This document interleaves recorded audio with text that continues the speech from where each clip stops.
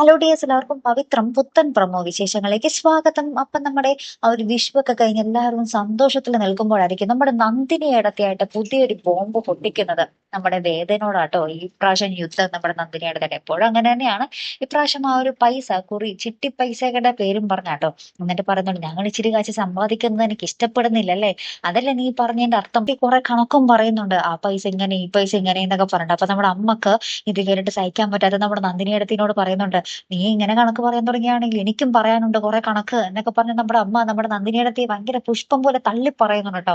അപ്പൊ നമ്മുടെ വേദ ഇത് കേട്ടിട്ട് പറയുന്നുണ്ട്, നിങ്ങളെ അമ്മ തള്ളി പറഞ്ഞെങ്കിൽ നിങ്ങൾ ഇത്ര നാളും ഇവിടെ കാണിച്ചു കൂട്ടിയ സ്വഭാവ ദൂഷ്യത്തിന്റെ ഫലമാണ് എന്ന് പറയുന്നുണ്ട്. അപ്പൊ തന്നെ നമ്മുടെ നന്ദിനിയിടത്ത് ഇങ്ങനെ നമ്മുടെ വേദയെ തള്ളാൻ വേണ്ടി കൈ ഇങ്ങനെ പൊക്കുന്നുണ്ട് നമ്മുടെ വേദ. അപ്പൊ വേണ്ട എന്നും പറഞ്ഞ് ഇങ്ങനെ കൈ ചൂണ്ടുന്നുണ്ട്.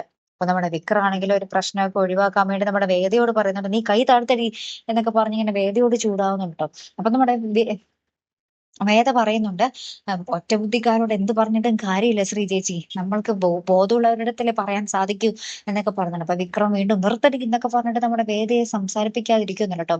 എന്നിട്ട് നമ്മുടെ വിക്രം പറയുന്നുണ്ട്, അച്ഛനെടുത്ത ലോൺ ആ പൈസ ഞാൻ അധ്വാനിച്ച് വീട്ടിക്കോളാം എന്ന് പറയുന്നുണ്ട്. അപ്പൊ തന്നെ നമ്മുടെ വിശ്വേട്ടൻ ചോദിക്കുകയാണ്, അപ്പൊ നീ ശ്രീകാര്യം ശ്രീനിവാസന്റെ ആ ഒരു സ്ഥലത്തു നിന്നും വിട്ടുപോരാൻ തീരുമാനിച്ചോ എന്ന് നമ്മുടെ വിശ്വേട്ടൻ ചോദിക്കുന്നുണ്ട്.